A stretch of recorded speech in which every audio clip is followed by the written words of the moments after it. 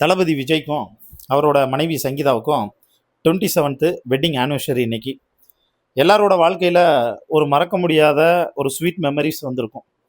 அதே மாதிரி நம்ம தளபதி விஜய் இருக்கார்ல, அவரோட வாழ்க்கையிலையும் ஒரு மறக்க முடியாத ஸ்வீட் மெமரி அப்படின்னு எடுத்துக்கிட்டா அது இந்த நாள்னு சொல்லலாம்.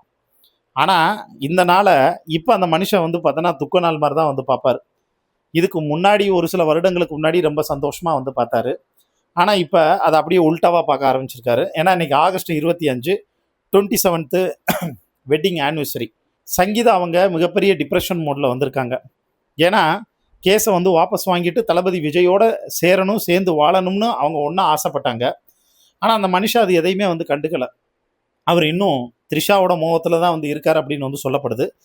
வெட்டிங் ஆனிவர்சரிக்கு சட்டசபை கூட வராதவர் த்ரிஷாவோட இருக்கிறதாவும் தகவல் வந்திருக்கு.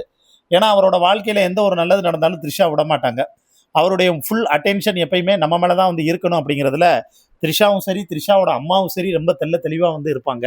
அதனால அவங்க ஒரு சில நாட்களுக்கு முன்னாடியே கிளம்பி தளபதி வீட்டுக்கு, அதாவது நீலாங்கரைக்கு போனதாக சொல்லப்படுது. அப்புறம் தளபதி விஜயினுடைய அம்மா பர்த்டே வந்துச்சுல, அந்த பர்த்டேக்கும் சில சர்ப்ரைஸ்லாம் இவங்க கொடுத்ததாகவும் இவங்க விஷ் பண்ணதாகவும் சொல்லப்படுதுங்க. எல்லாத்தையும் தாண்டி ரசிகர்கள், தொண்டர்கள், விசுவாசிகளே பல பேர் அதிருப்தியில் வந்திருக்காங்க. இன்னும் சிலர் த்ரிஷா கிட்ட கொஞ்சம் அடக்கி வாசிங்க, உங்களுடைய ரிலேஷன்ஷிப்லாம் ப்ரைவேட்டாக வச்சுக்கோங்க, பப்ளிக்கை நீங்கள் வெளியில் எடுத்துகிட்டு வந்தீங்கன்னா அதனால கண்டிப்பாக பல பேருடைய மனசு நோகடிக்கும்.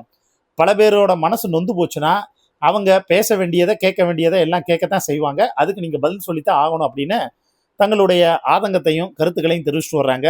இதை பற்றி உங்களுக்கு தோணக்கூடிய கருத்துக்களை மறக்காமல் கீழே இருக்கக்கூடிய கமெண்ட் பாக்ஸில் மென்ஷன் பண்ணுங்கள்.